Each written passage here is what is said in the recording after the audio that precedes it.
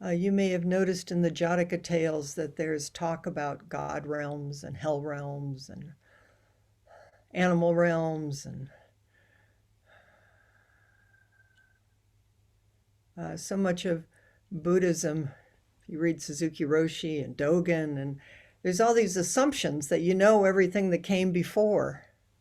And most of us, we just jumped on the train when it was going by.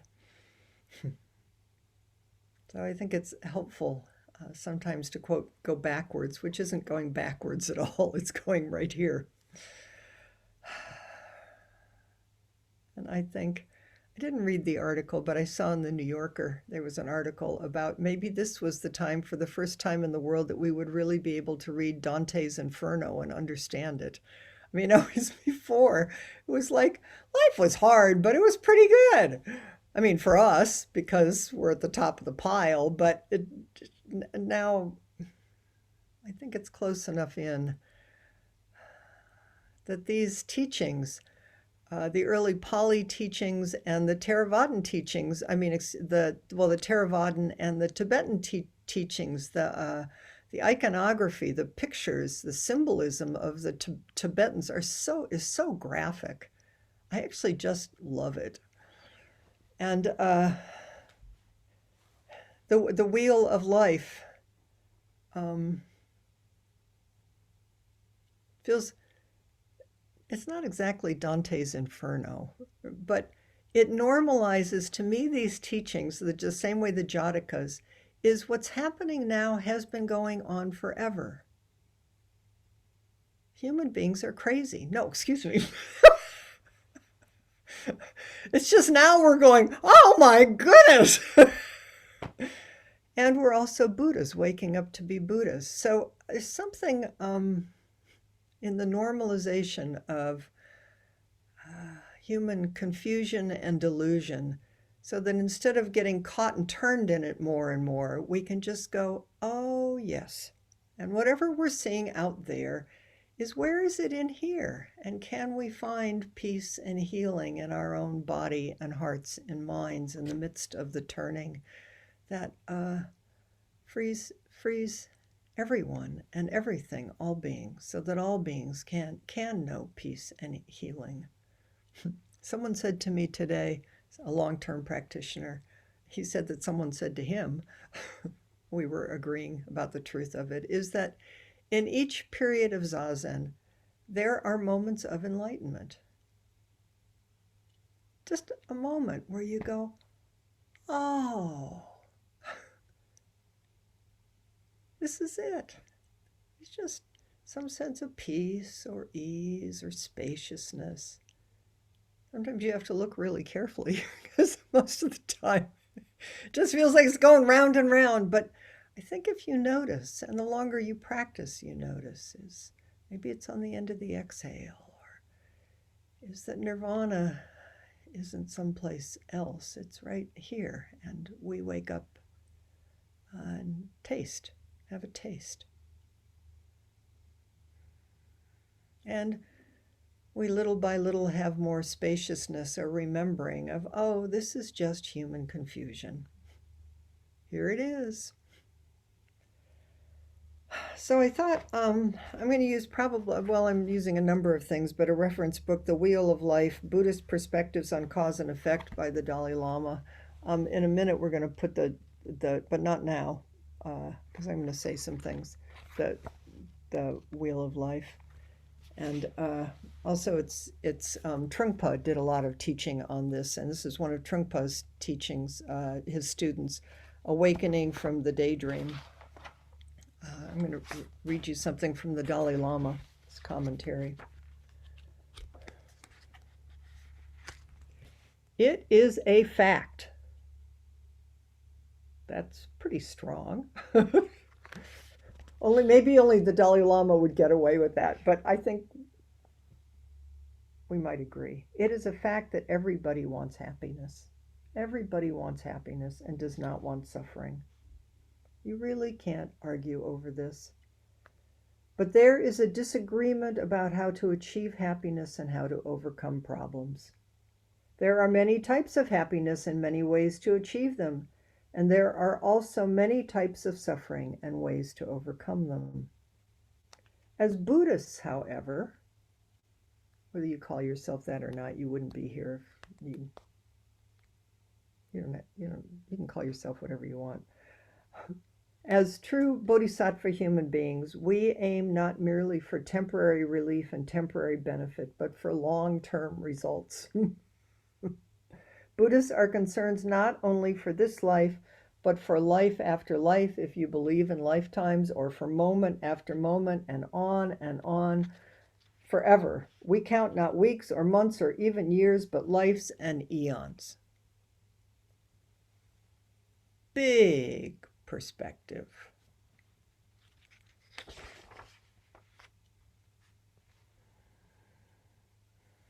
One of the main goals of Buddhist practices concerns what is the main goal of Buddhist practices concerning behavior? This is about happiness and alleviating suffering.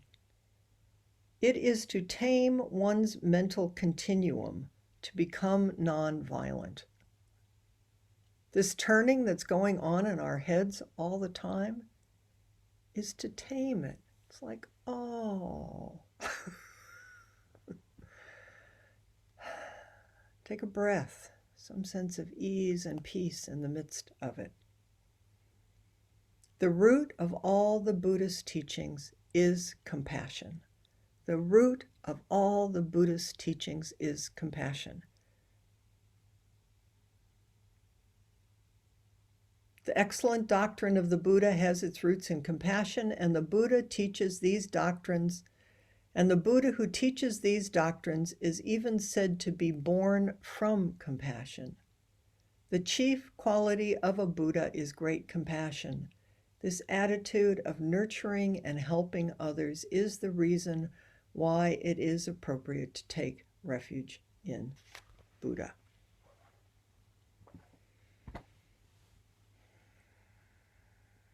So why then does the world mostly seem so crazy? Our very nature is compassion. And that's, I believe, everybody is in their own way doing the best they can. We're just all a little confused.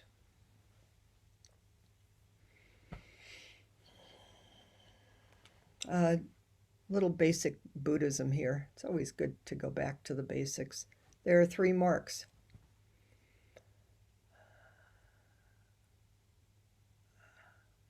Of conditioned existence. Well, there are 3 marks.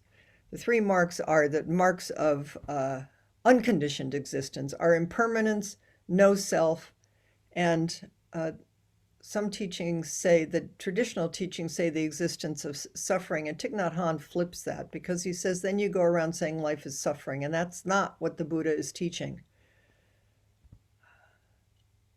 The mark of unconditioned existence is nirvana. It's peace.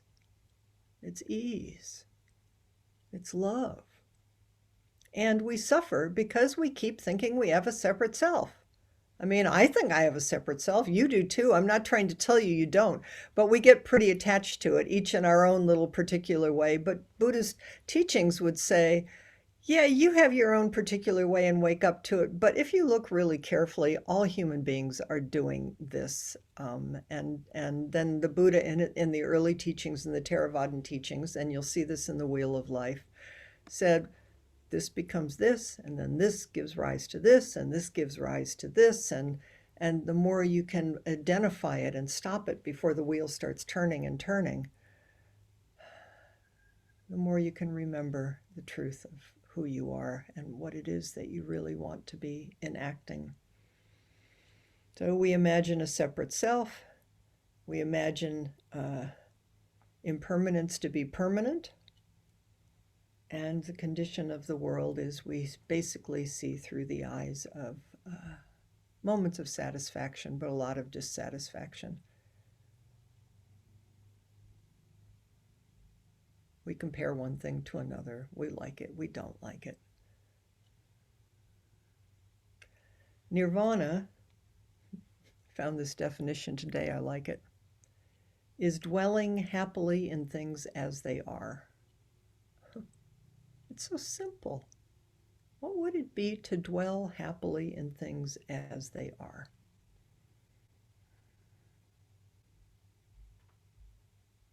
Be freedom.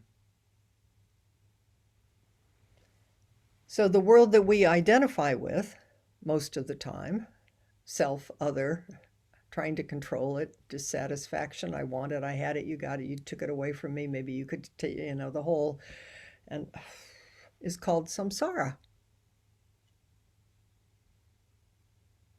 Samsara is the way we solidify and interpret life and the world.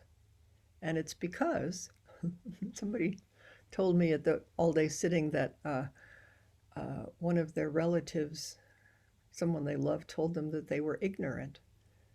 And I thought, well, that's a really Buddhist term. We're all ignorant. And it's because we're not looking deeply enough or seeing deeply enough. I thought that was actually, it's not that you're stupid or dumb. Ignorance is actually, there's something, well, I don't know how it was said, but there is some kindness in, oh, we human beings see through the eyes of greed, hate, and delusion. That's what we identify with. We're under the influence of ignorance. And because we're under the influence of a subjective world, you, me, subject, object, we keep creating the world for ourselves and everybody else. Good and bad and joy and evil and you got it, I don't have it. But in fact, everything, and we do know this on an intuitive level, we do know it, is everything is in relationship with everything else. It's dependent arising. Nothing can arise out of context with anything else. So the whole world is creating and being created through our sense organs and through our perceptions. You know as well as I do that some of the things that trigger you and get you all schmutzed up, you can look right next door to somebody else and it's not triggering them. It's very humbling. Is why am I all tied up? That other person, I mean, they could get tied up in something else, but it's really important to notice this and take a breath because our world is created by our own state of mind. And what we do when we sit down, as we practice, as we come back, is we more and more awaken to things as it is. And it's like, I think it's beautiful. It's like awakening from a dream. We're just walking around, well, this little book title of this book is Awakening from a Daydream. We're just walking around daydreaming the world. And then every now and then there's a moment where it just opens up or lights up. And you just feel the truth of love and interconnection and non-separation. And then the cloud comes and it goes. But that's the basic teaching. That's what the Buddha said is Four Noble Truths. There is suffering. The cause of suffering is that we see through the eyes of separation. There's a way out of it. And the way out of it is the path. Live it. Practice it. Sangha is the support.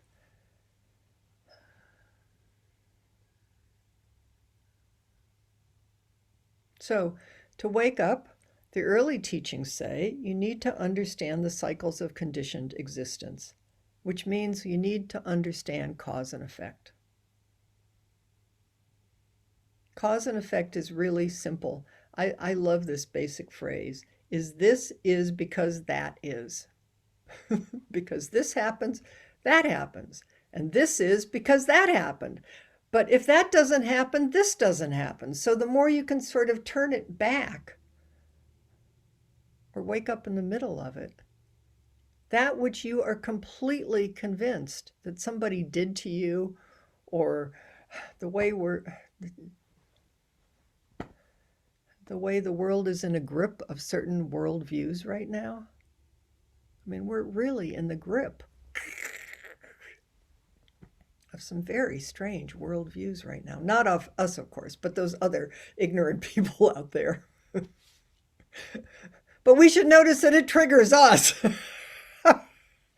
And we're triggering them. So what do we do here? So The Wheel of Life would say, study it. Let's wake up to the cyclical nature of this. So, the Wheel of Life, which we'll get to in a minute, which I think, anyway, I'm just going to tell you a little bit about it, is tradition says that the Buddha directed the creation of the Wheel of Life as a gift to teach an Indian king, King Magadha. And when the king contemplated this artistic rendition of cause and effect, really, the Wheel of Life, when he contemplated it and understood it, he completely attained enlightenment, meaning he woke up. It's like he got it. And then he didn't have to participate as fully and deeply in the confusion. Became more aware of unconscious patterns. We all have so much of what we're doing is unconscious. This happens and this happens. And I mean, it's so fast you can't. So the artist drew this according to the Buddha's instructions. And what's wonderful is in Tibet, and in Tibetan, I saw it in, it wasn't Sikkim, it was in Nepal and in, oh, I don't know, someplace else I was. When you go into a Tibetan temple, is the Tibetan temples are, of course, they're for lay people and monastics. I mean, there are monastic temples, but these are for lay people. Is the Wheel of Life is right at the entryway. So it's like to stop you. You're just not wandering in here to whatever you think you're doing. Is like the Wheel of Life. It's very graphic, and you'll see it in a minute if you don't know it, is to stop you to say, this is what suffering is and the root of suffering is. Can you wake up in the middle of it for everybody? So here's what from the introduction of Awakening from the Daydream.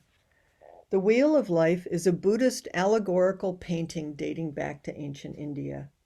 The painting describes how our sense of self and our life in this world takes shape, portraying how we think, how we act, how we feel, and how we manifest our own personal reality. The Wheel of Life also illustrates how karma works in our lives. I thought maybe on Thursday I'd talk about karma. We're pretty confused about karma in the West, but that would be fun. How karma works in our lives, how we get trapped in confusing, painful, and repetitive patterns. I don't know if that happens to you. And how we can liberate ourselves from those patterns. The essence of the wheel allegory is that our lives are heavily influenced by the internal dramas that we project onto them.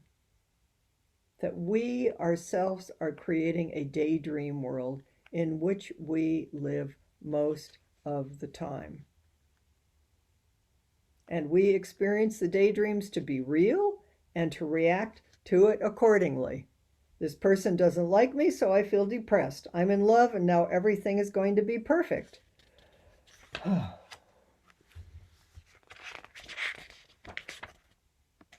We are rarely, if ever, aware of how much our own mental habits fabricate and distort our experience of life. We do not see the situation clearly. It is as if we wear special glasses made of all our thoughts and feelings and impulses and so on, and that color and distort how we see our lives. The good news is, given that these glasses are of our own making, we can remove them and awaken from our daydream world.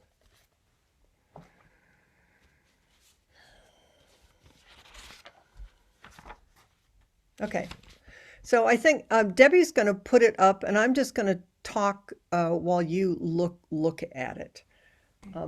Chris, I need to be co-host. Oh yeah, you do. I remembered that before, and then I forgot. Did I make you co-host? Did I do it? No. Where did you go? There you are. Okay.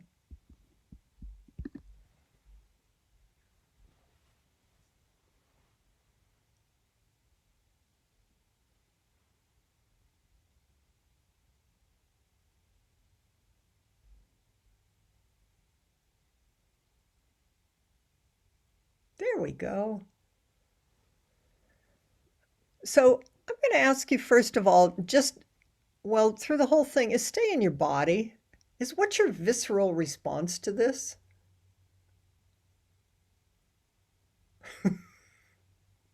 We'll get to talk about it. So let me just talk you through some of the symbolisms in it. The big demon-like figure around the edge is called Yama, and Yama is the Lord of Death. And Yama's 4 limbs and fangs, you can notice the fangs, hold a wheel which represents samsara.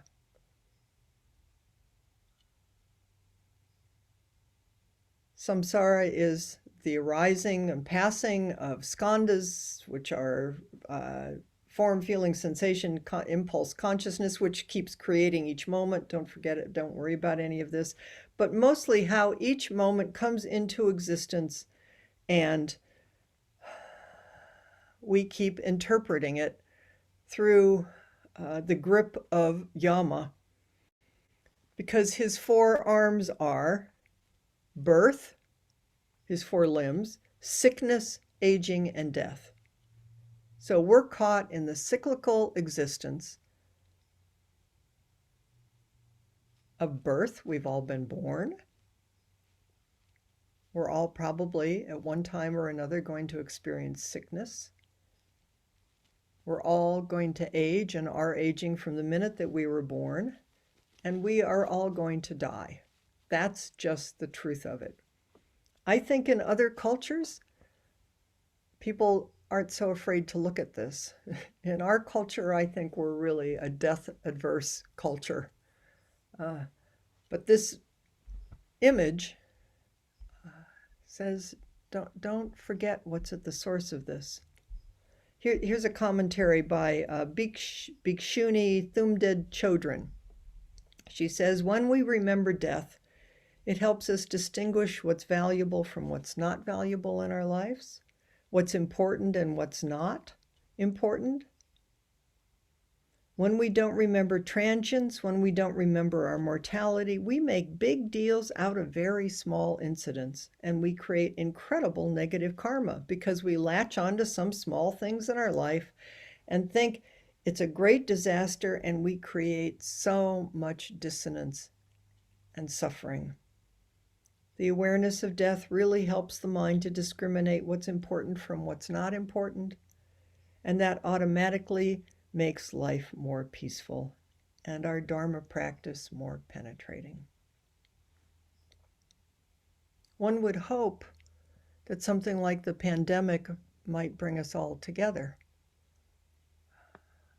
And we're all in the grip, one might say, climate crisis too. We're in a grip of something here that is causing a lot of suffering for ourselves and others.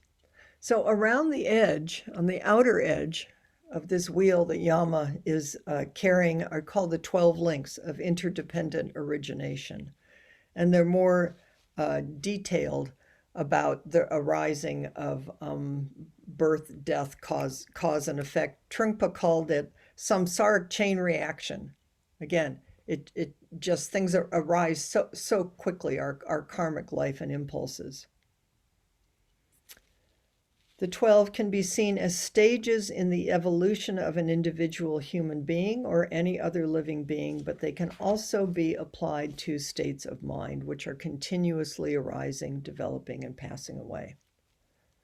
Then if you look inside, you see 6 realms, which we're going to mostly focus on these next weeks, because I love the 6 realms. And part of the reason I love the 6 realms is because if you look closely at this, you can see there's a little bodhisattva in each realm.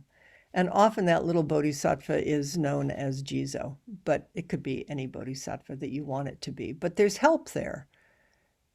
And there's a bodhisattva in each one of us in the midst of the confusion. So we'll spend some time with the 6 realms. The 6 realms mirror our own inner psychological and emotional landscape. And some people get caught in hell realms for whole lifetimes. And some people are in God realms, movie stars. I think movie stars are our God realms, but we also know that movie stars aren't necessarily happy all the time. I think we know better than that. If you go to the little ring that's inside the six rings, there are some beings going down and some beings going up. Oh, look at that. You look at that. Okay, can you see now the little, not the inmost one, but the one just within? Yeah. Oh, Debbie, you are brilliant. Oh my goodness. So that is, some beings are going up and some are being down, and that's sort of our state of minds. Are you going up or are you going down? Where are you being tossed around in this great world? And then if you go to the very center one, you can see that there's a snake, and there's a chicken and a pig, at least. Well, actually, that's not what's in the center of these ones. But anyway, the main feeling is that what keeps this whole thing going around is greed, hate, and delusion. The snake is depicted as anger. The chicken, although it looks like an oh, maybe it's a pig. The pig is usually depicted as ignorance, which is confusion. And then that other being is a chicken or a rooster, which is the traditional way of depicting the passions of desire, of just wanting something to be different than it is. So here's the encircled by the Lord of death and birth, old age, sickness, and death, we go through this circle round and round, the 12 links taking one rebirth, moment after another, in each of the 6 realms, sometimes going up, sometimes going down, depending upon ignorance, anger, or attachment. So depending on what your state of mind is or what you're caught in, this is a depiction of what happens to every human being in our unawakened state. Well, no, that's not right to say, because that sounds dualistic. This is what it's like to be a human being. Study it, understand it, and let compassion arise in your heart, because it's actually very beautiful, and it's a little scary.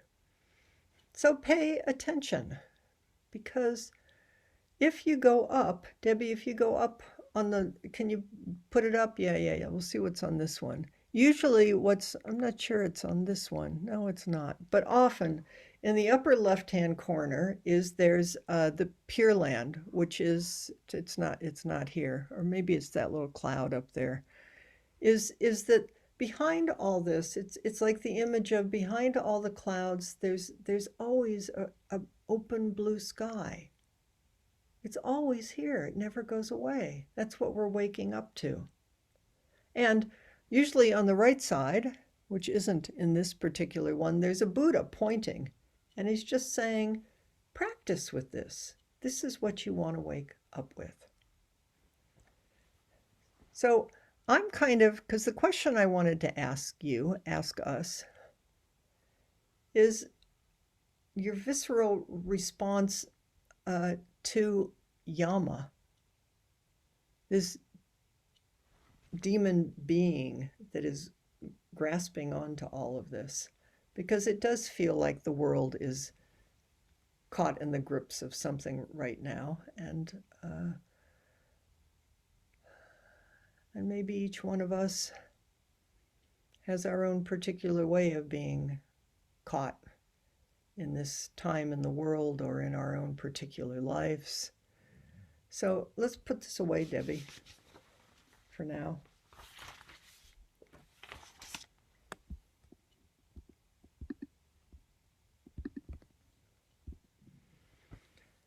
I'm going to put you in small groups and talk from your body, response to the images